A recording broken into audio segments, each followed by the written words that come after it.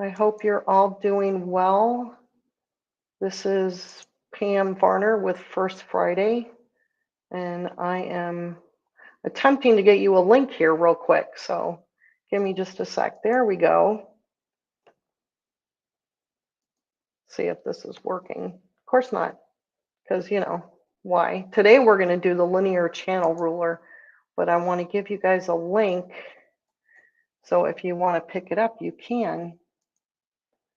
And let me go back here. Let me go here. There we go. All right, there's the link. So this is the link to the product that I'm going to be using today. It's the linear channel ruler by SARIDITTY. It's a straight ruler, but it's a little bit different than the 12-inch arc, which I am going to also use, but I just wanted to show you this and kind of show you the fun things that I do with it. So let's get started. This is the linear channel ruler, and it's actually two rulers in one. So it comes like this, and there's two pieces. So there's the outside piece, which has an opening in the middle, and then all the way around the outside. So it's kind of big, and I don't use this part of it very often. I do it for piano keys, and I'm going to show you how we're going to do that. And then there is this piece. Now, compare it to the 12-inch arc. It's a little bit longer. It's 2 inches, so it's a full 2 inches, and it is straight all the way around. And I like that because I can rotate this template any way I want, and I'm always going to get a straight edge. I can't do that with the 12-inch arc. I use the 12-inch arc a lot, but if I'm just doing straight lines and that's it, I'm going to pull out this one. So let me show you the markings on this one because it looks really complicated when you first look at it. When it says SARIDITTY right side up, you have these lines going from this bottom. Let me get out the stiletto and see if I can hold this up a little bit closer. You're going from the bottom center here out, and those are 30 and 60 degree angles. Okay, so this is 90 degrees. This line right here is 30 degrees from 90. This line right here is 30 degrees from the horizontal line. Same thing on the other side. So up is 30, next is 60, this is 90. All right, so that's what those markings are. Those are going to come in really handy when we release the box. So just to let you know, little secret there. When you turn it upside down and you're in center, this line here is 45 degrees. This is half of that. So think about your crosshair square, your 8-point crosshair square. This is 22.5 degrees here. This is 45, and then that's 67.5, I guess, from there to there. And then that's 22.5 coming that way. So those are all the markings, that the angle markings. And that's why I like this particular ruler, because it has all these angles on it that you can use. It has dashed lines every quarter. And then right in the middle, it has a solid line. And this is 2 inches high by 8 inches wide. So it's a nice size, fits in my hand. I like it that it fits in my hand. I don't want to lose this piece here. I'm not going to say it's not, I just like it. It just fits really nicely. It's a little bit longer than this one, so I can get a little bit longer of a length on it. Not a lot, but I like to be able to flip it around and come when I'm over here, I can turn it this way and I'm still on this straight. So those are the parts that I really like about it. So let's do a couple of designs with this, shall we? We're going to start by putting on our echo guides. So I'm going to use the 1/2-inch echo guide, and you have to remember that it has the markings on it. It says 0.5 here. You always want to be able to read that when you put it on your foot. If it doesn't fit, make sure that it's right side up. And if you have to, you can put tape on the inside to make it fit a little bit better if it's too loose for your foot. And there's like a sweet spot where it doesn't push your fabric, and yet it's low enough that it's not going to cause a problem. So what I'm going to do is I am going to start on this line. This is a 6-inch square that I drew out, and I'm going to raise my threads right here on the line, but a 1/2 inch in, instead of doing it a foot inch, you know, like a foot inch, a foot width, I'm doing a 1/2 inch. So my needle is a 1/2 inch away from this edge instead of a 1/4 inch. Let's see if I can get those threads. It's hard to grab those threads sometimes with the Echo Guide. There we go. And I'm just going to put my ruler right on this edge. So pretend like this is a seam of a block. And I'm going to go down and I'm going to stop when I get to the edge of my block.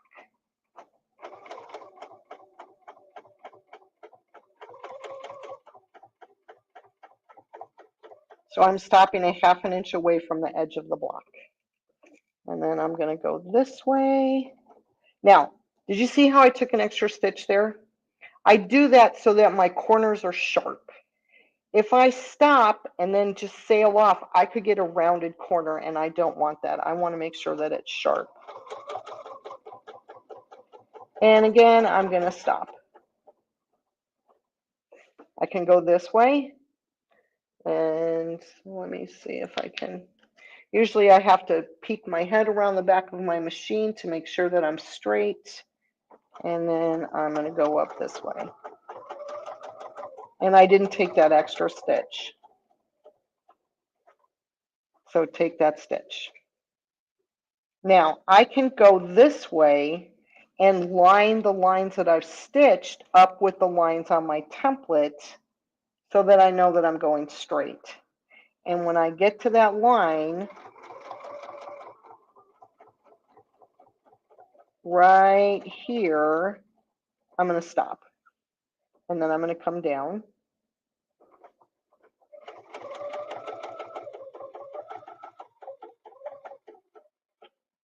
Now, normally, if you do this design and you're doing it a 1/4 inch away, when you get to the middle, you're stuck.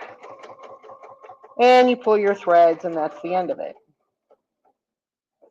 Well, this way, we're not going to get stuck. By starting a 1/2 inch away, we're going to be able to go all the way to the center and then come back. Now, I can also come over here if I want to.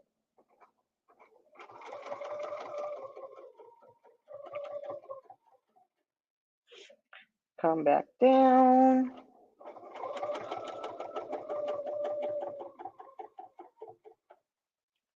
And let's see. Go this way.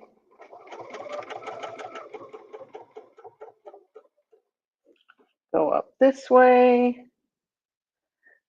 I find straight lines to be very soothing. Especially, I don't know, it's just very nice. And if there's a lot going on in a quilt, then, you know, straight lines to me kind of calm me down. Also, if you have a lot of, like if you have panels, or if you're if you fussy cut on, there we go. If you fussy cut designs, big, you know, like a big flower or a big animal or something like that, that takes up an entire block, then I think straight line quilting is really nice way to not distract from that.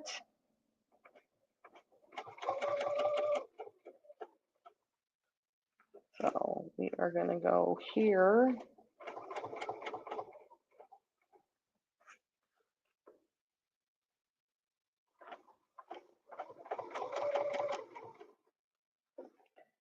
And I went just a little bit too far, but We're going to be okay. All right, we're running out of room here. So I'm going to take off my echo guide. I just raise my foot and I take it off, and this little slot goes right around the needle. So I've taken that off. I'm going to put it in my little echo guide box so I don't lose it. And now I'm going to go across here.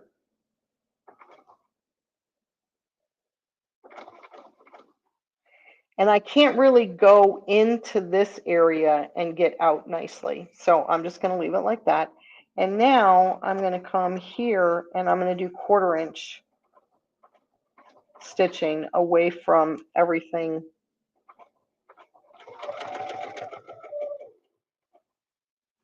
And now I have,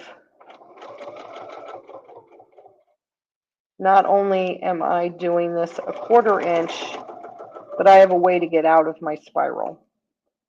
And I don't get stuck in the center.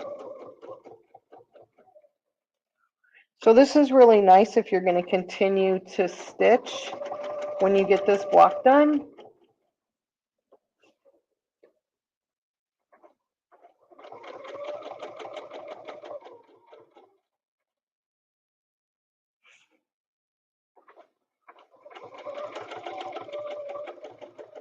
And you can easily, when you get this block done, you can easily pop over to the next block and do something different. And that, I went off the template. Shh, don't tell anybody.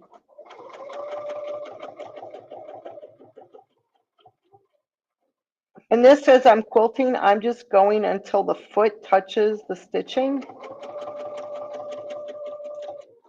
Right there. It touched right there, and it's also touching right here. You know what? Let me get you guys a little bit closer. There we go.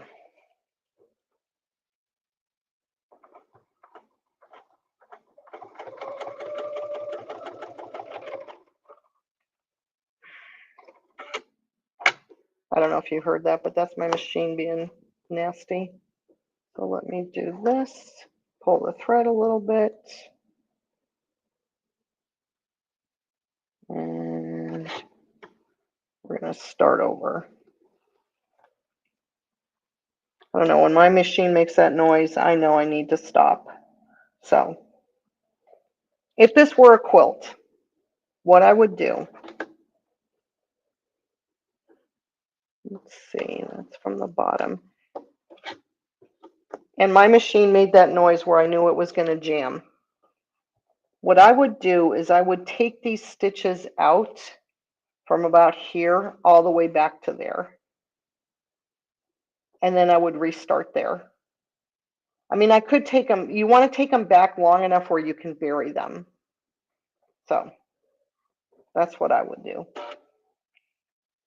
Let's see if we can get this to work now.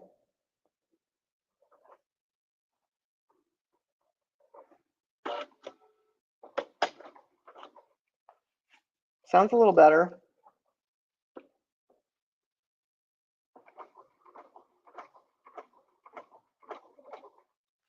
Maybe I thought I was going too fast.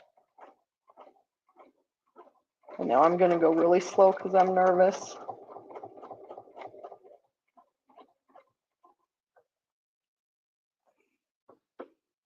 Let's see.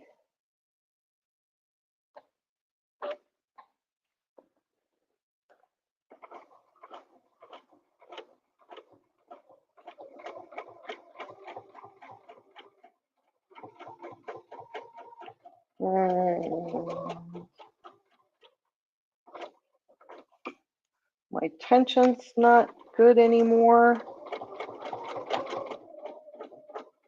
but I'm not going to mess with it.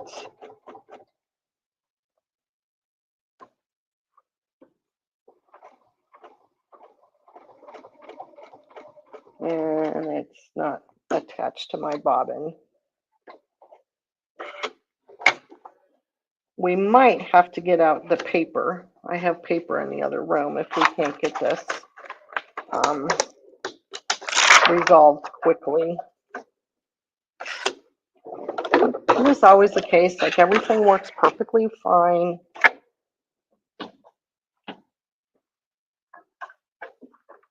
I sewed this morning, everything was fine.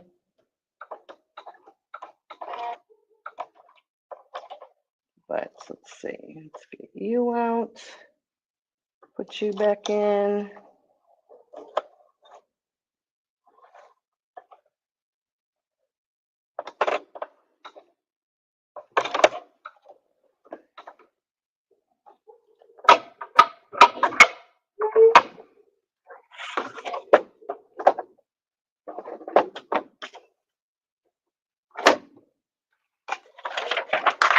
Put my glider back on. You guys should comment in the comments what glider you like best. Do you like just the ruler glider that doesn't have any markings on it? Do you like the grid glider, like the one I have on my machine right now? Which one's your favorite? I like the grid glider. I leave it on my machine all the time, unless I'm paper piecing. Let's see if we can even get this to pull up.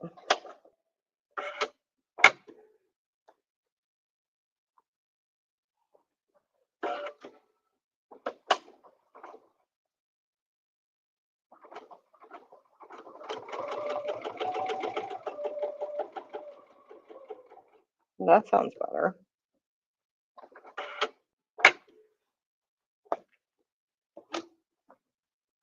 Okay, let's see if we can get this design finished at least.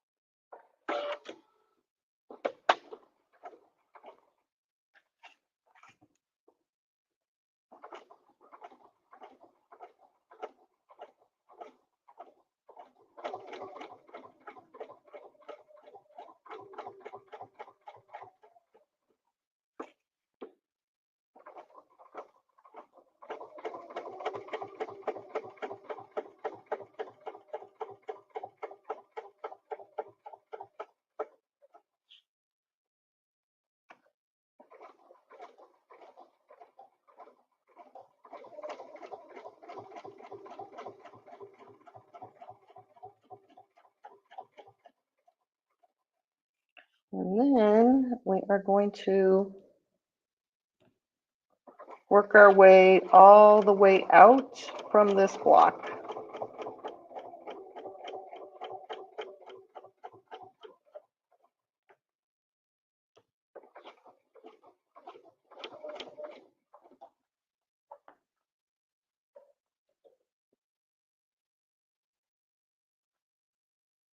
There we go.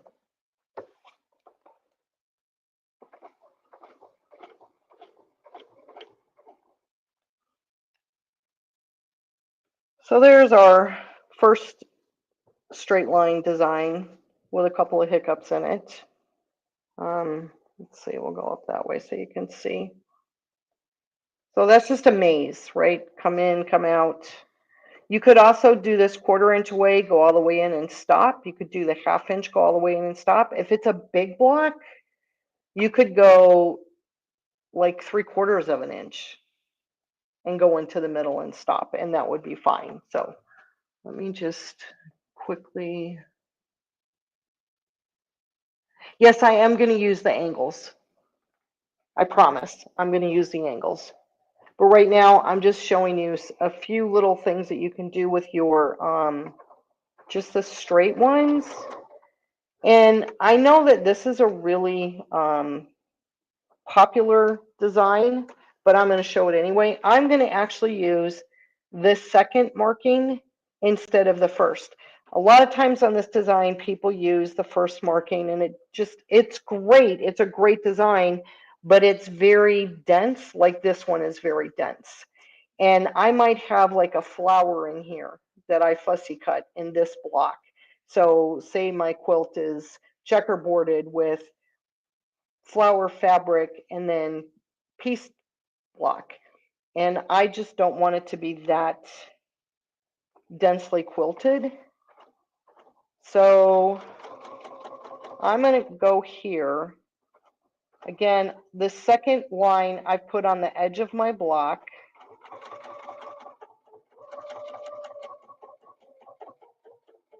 And I'm going to go here. And then again, the second line. And I'm going to stitch to the edge of the block.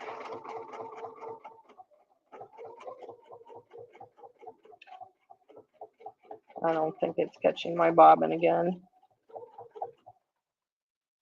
Yeah, it did. Okay. I apologize for the tension, but it will take me a long time to get that worked out, and I don't really want to take up your time doing that.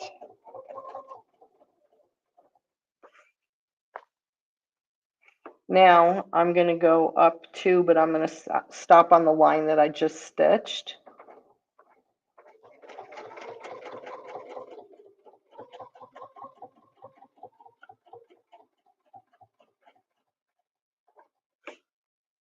And then up 2 again.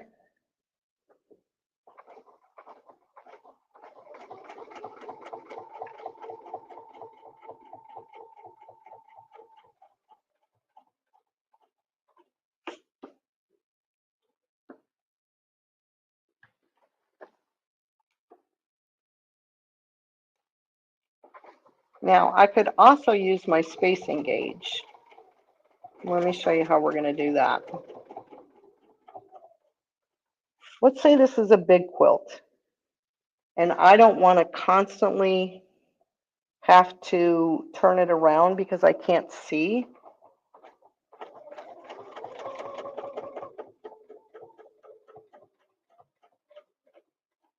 So maybe I want to put my template on this side of my block. So if I take my 1/2 inch and put that away, right, then if I have this up here, oh, that was 2 inches. So let's use the full inch.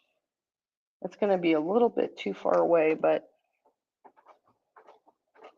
I forgot we were doing a 1/2 inch. And then I just come down this way.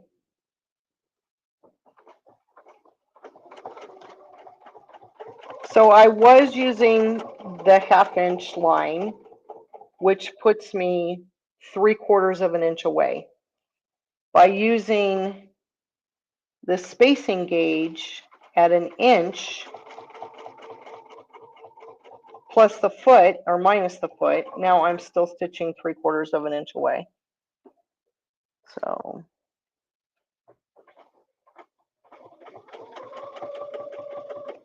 and we are again almost done with this design.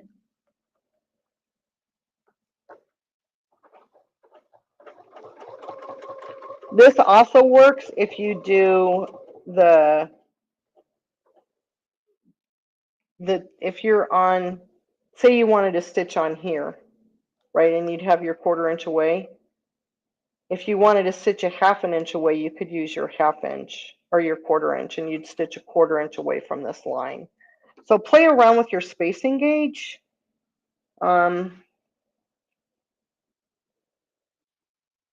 There's all kinds of things that you can do using your spacing gauge with a straight line ruler. Oops, I have to go all the way to the, I didn't stitch far enough.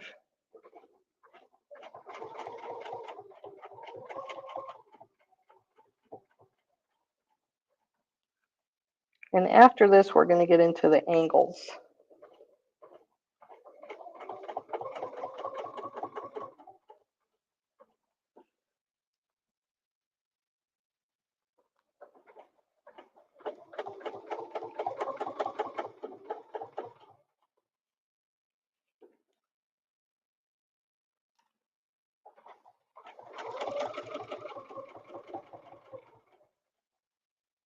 So if any of you have done Leonie's Quilt As You Go class, this is one of her designs that she does in that class. but she does a 1/4 inch spacing. And I'm doing the 3/4 inch.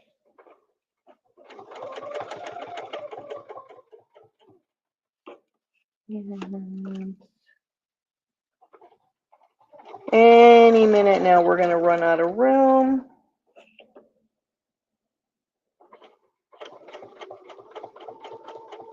And when you run out of room, you just stop, right? Because there's really nowhere else to go.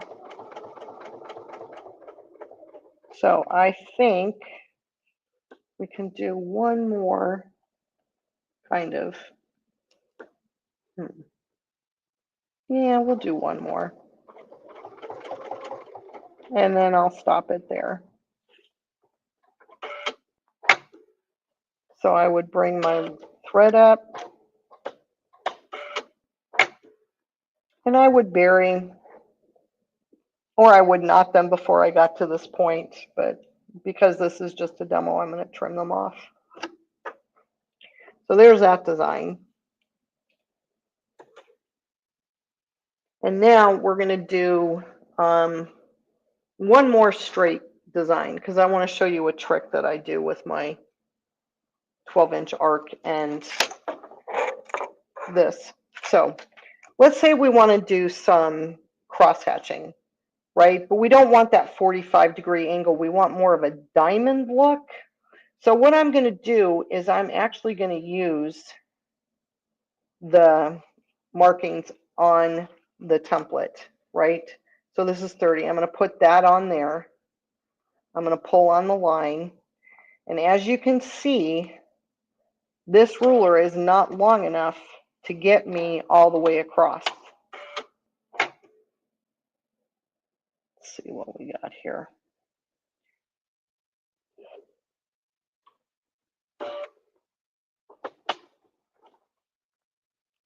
Right? If I'm going to use that angle, I can't get all the way across. There's just not enough room. Back up just a little bit. The block ends way down here, and the template only goes halfway through. So what I'm going to do is I'm going to stitch till I get to the end of the template.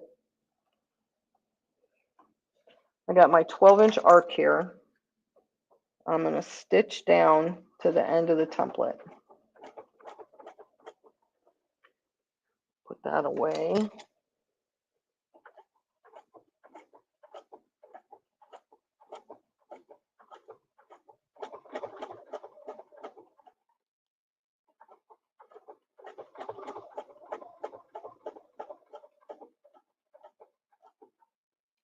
Now, how am I going to get this to extend? What I do is I take my 12-inch arc and I take the straight part and I butt it up against my template.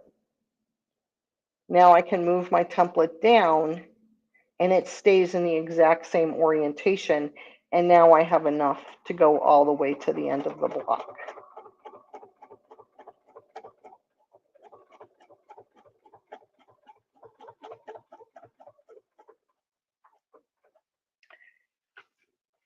So now I have a nice straight line.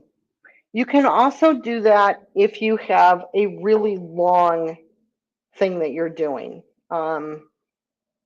Say an entire quilt, you're just doing straight lines, you're trying to cross hatch across the entire quilt.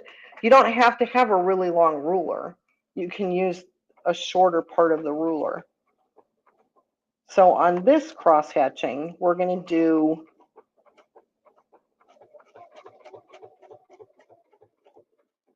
I'm going to raise my foot up a little bit because it seems to have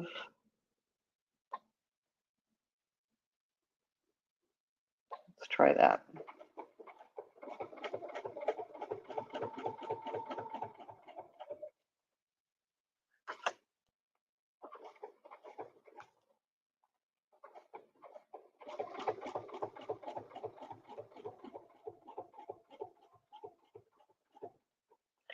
Now, cross hatching gives a nice design, but I think if you change it up a little bit instead of going always a quarter of an inch or a half an inch or an inch, if you change it up and do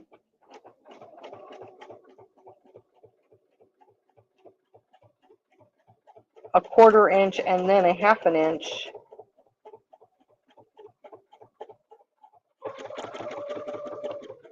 now I could use my 12-inch arc again and do that. And as you can see, well, I don't know if you can see, but my lines are right on top of what I just did.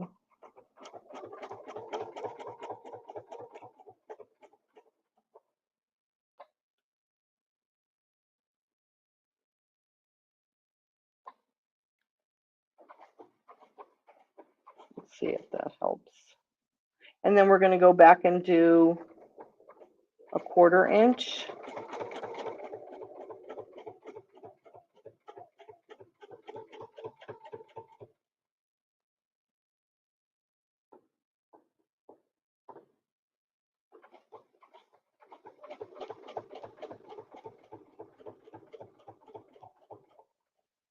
Oops, I just stitched right off the ruler. Oh. I'm just going to do one more and then we'll go the other direction. We're going to go up. That was messed up. So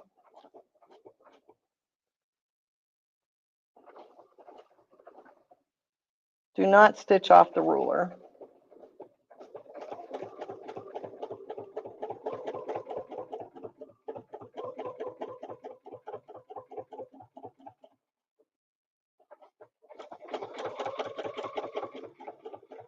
I'm at the ends. Now, what we're going to do is take these angles again, and that's how we're going to do our cross hatching. So this would be a different angle, right? This is not a 45-degree angle from what we just stitched.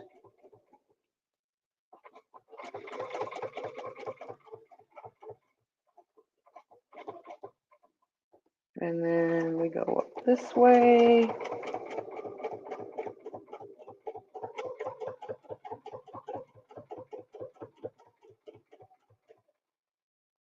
And then we're going to do a half an inch.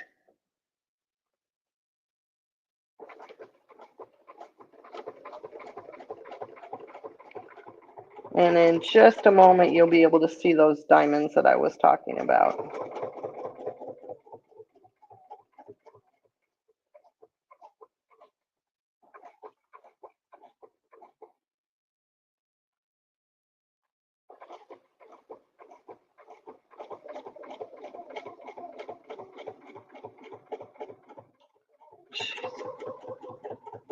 Having a rough day today, guys. I keep going off the template. Let's not continue to do that, shall we?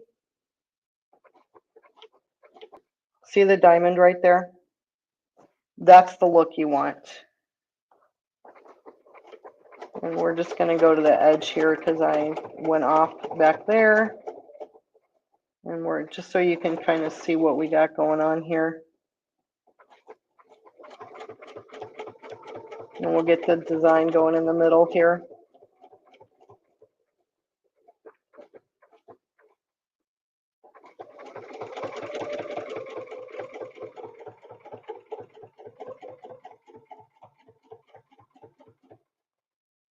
So this is just the very first way to use the angles on these templates. So here you have this diamond that is elongated, and you're going to get a different diamond look than you would with a 45-degree angle. So there's one way to do that. And as you can see, I have some borders in here that I'm going to show you another way to use this template set.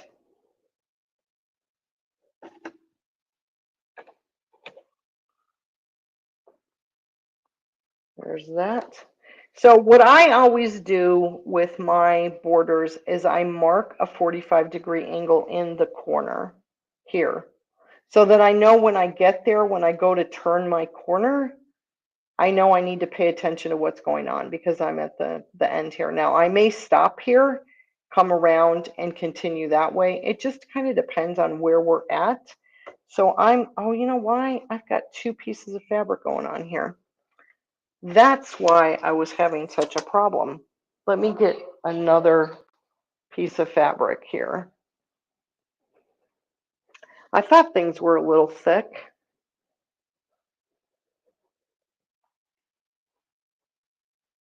So let me grab my,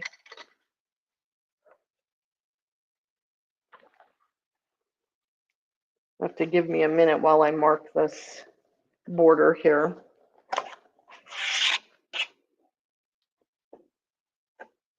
Here's another straight ruler I have. It's the Wesley 2" by 18". And I don't ever use it for quilting because it's just too long. And I even have a very large throat space on my machine. I have 12 inches. And I just find the longer rulers just a little bit too cumbersome for me to use. So let's go this way. And I'm going to come here.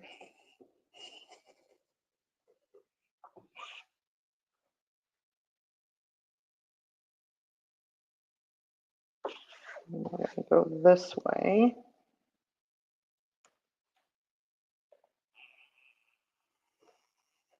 Okay, and here's my corner, so I'm going to put in a 45-degree angle. And then down here,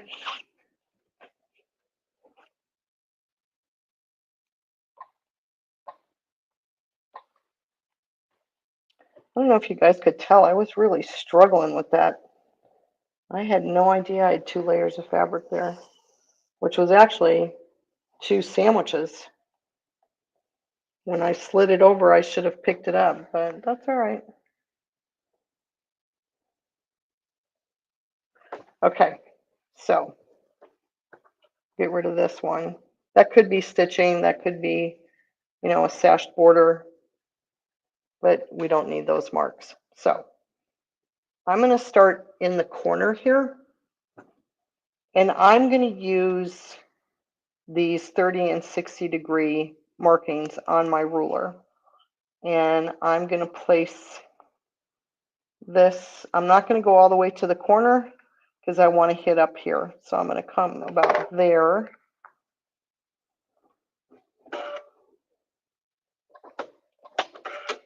Now, if this is your outer border, I will tell you that you should mark in a 1/4 inch from the edge, right? So if this were an outer border, this would be 2 1/4 inches deep. And if you mark in a 1/4 inch here when you stitch, then you're going to leave room for your binding.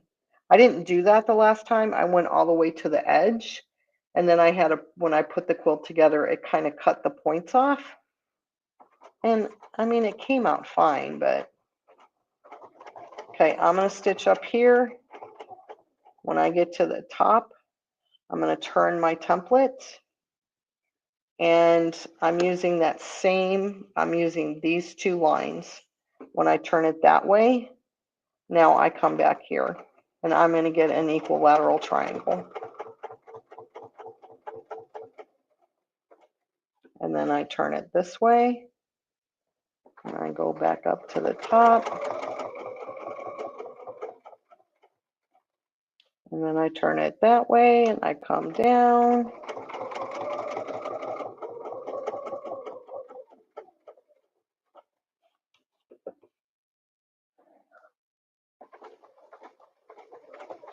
If you have piecing in your quilt that is 30-degree, you know, like isosceles triangles, weird shapes, things like that, that are not 45 degrees, then this really accents that. And you're not fighting with your quilt when you're quilting it. It goes up there. We're going to see what happens when we get to the edge here, because I didn't measure this block, but that's okay.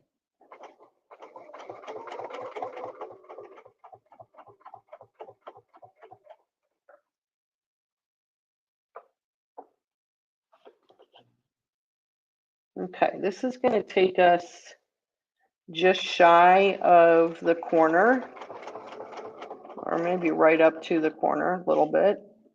Okay, we're still going to come back down.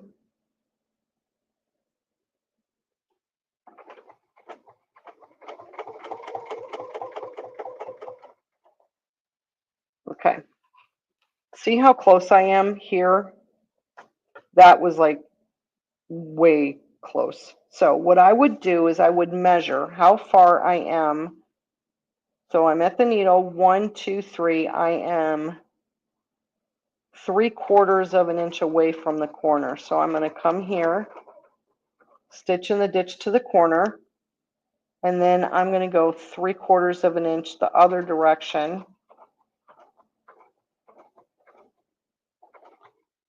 Is that 1, 2, 3? It doesn't seem right. I think, okay, well, let's find out. No, I need to move a little bit more.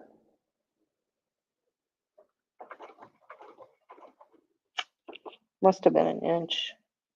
Okay, so now what I want to do is I want to stop on this point up here so that it's symmetrical, but that is too close. I'm going to come over one more stitch and that should work.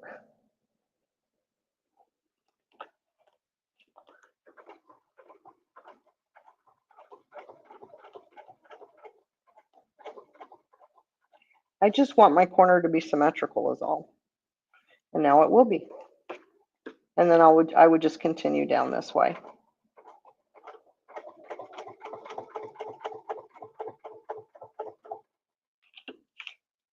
So, and then I would keep going. And then that 45-degree angle helps me when I get to the corner to measure to see how things go. Now, if you want to, you could come in here after you stitched all the way around and you'd get back to the beginning, right? And you can go a 1/4 inch echo. When you get up to the top, you would stitch in the ditch. You can leave it the way it is, or you can come here and echo it. It just depends on how much design you want,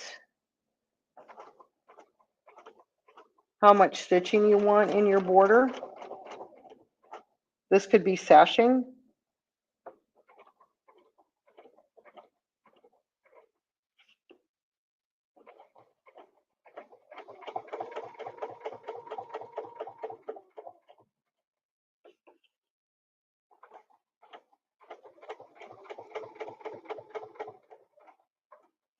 And you can use your template to stitch in the border if you want, or in the ditch.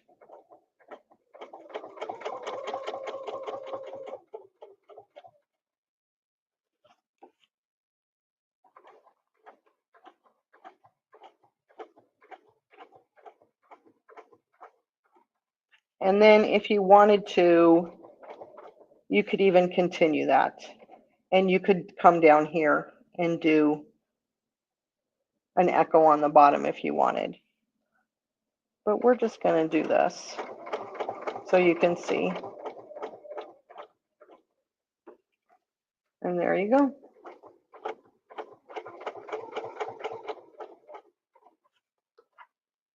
So that's one border design.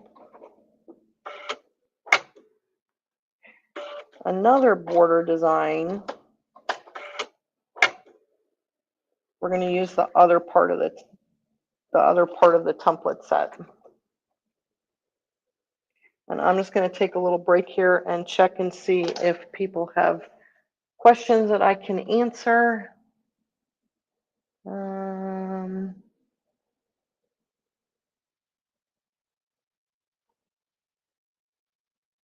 Looks like a deck of cards, yeah.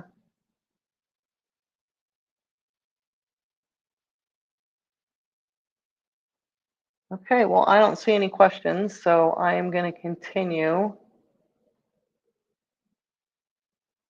Comments about the grid glider.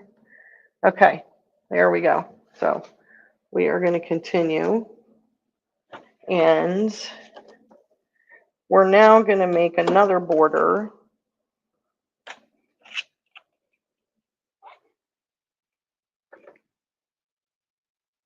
with my 2 by 18 inch.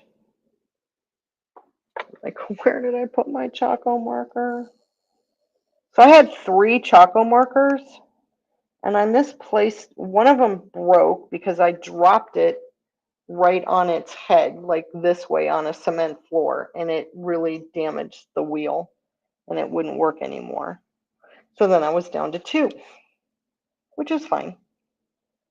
And then I lost one. So now I'm down to 1. But I think if I go through all of my notions, I may find one somewhere. I think I have one that I've never opened. There we go. And again, we're going to mark the center.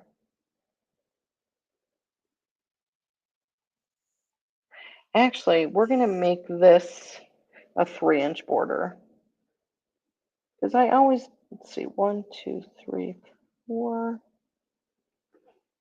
I always do 2-inch borders, but I know the last quilt I made that I haven't quilted yet has 3-inch borders.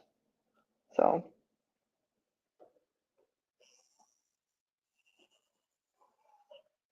okay.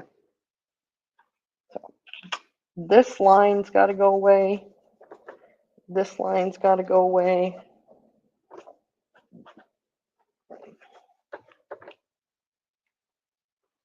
All right, now the other part of the template. This is what I use to make piano keys with. I just really, really like it. And I'm just going to start in some random place because that's how I roll. Okay. Now, I will tell you, this little slot here is not a needle slot. It's much wider than a needle slot. So if you try and stitch along here, your foot gets stuck in this little hole. So I use the top half, okay? So I'm going to make sure that my line here, there's a line right there, is on my seam line, and I'm going to stitch down.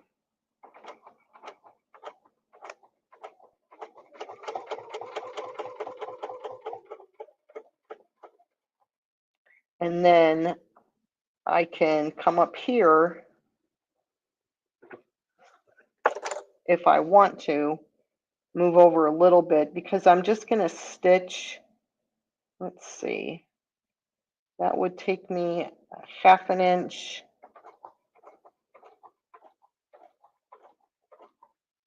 And then I move the ruler so that this line is on my line here, on my seam line.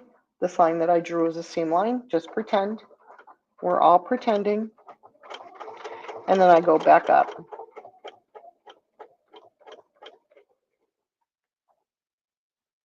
Then I move this down. I'm going to cut these so that they stop bothering me. Don't do that on a quilt. And then I set this here. Now let's say I want to go all the way across.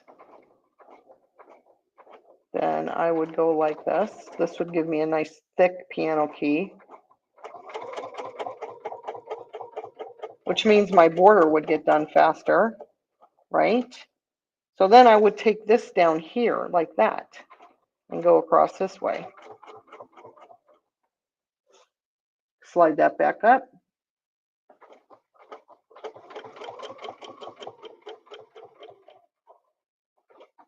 You know, it could be my needle. Maybe my needle needs to be replaced. Go back down. Now remember, these horizontal lines are going to be in your seam allowance. So no one's going to see them.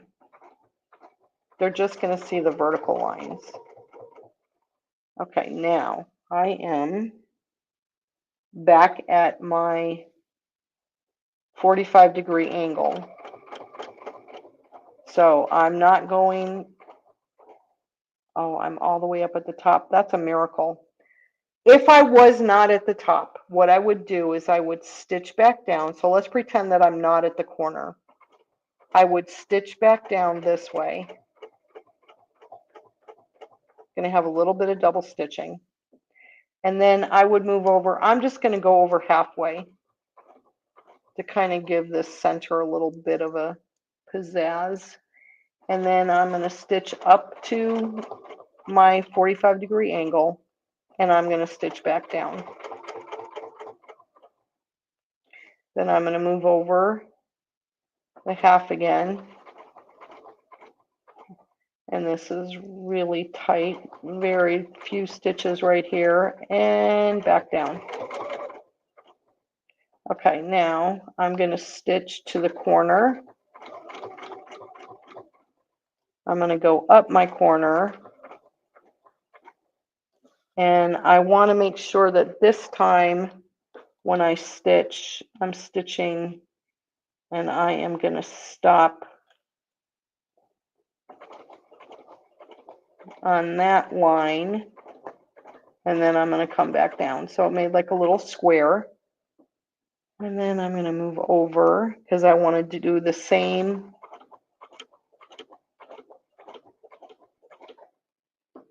And this should be 1/4 inch from there. In a perfect world. There we go.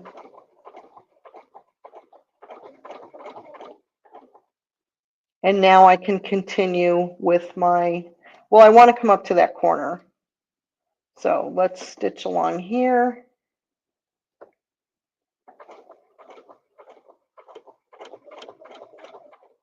And see if this gets us right up to here. No matter what I'm doing in my border, it could be a feather, it could be circles. No matter what I'm doing in my border, I always do the 45-degree angle. Always, always, always. And now I'm going to continue going all the way across and then come down. Move this. Now, I do that when I stitch too. I kind of get like, where am I? And then go straight up.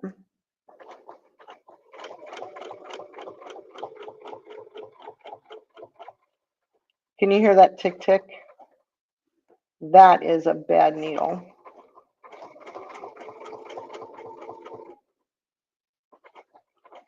So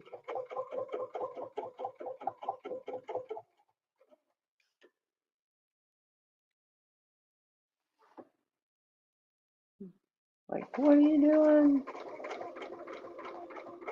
So now at this point in my quilt, right, this part here to the right of my foot is going to get really bunched up, and I would want to rotate my quilt. So I would rotate my quilt and then my stitching is going to be coming towards me now.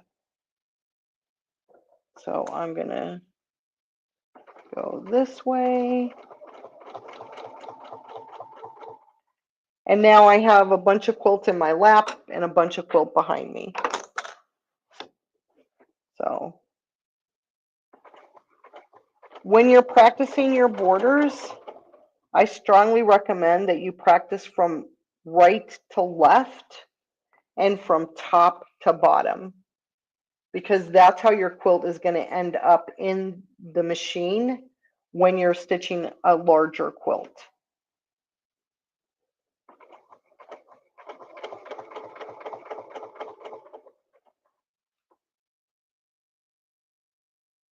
And we're going to run into our equilateral triangles. So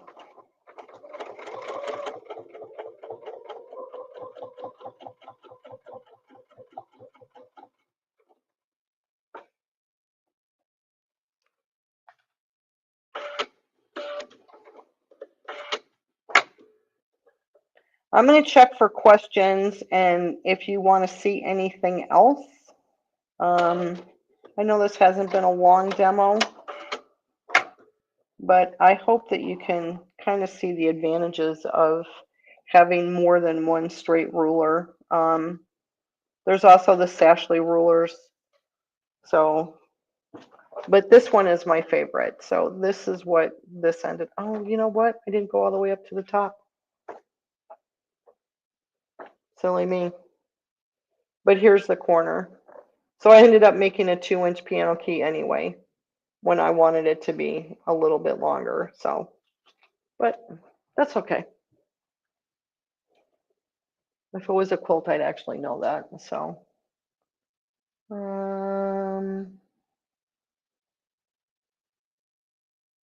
okay, I'm just checking for questions. And I don't see any. So we have a lot going on. I know that you're aware of all the education that goes on all the time, and then we're releasing, it's not next week, it's the week after, the 4th quarter box, which is really exciting. I can't wait for everybody to see it.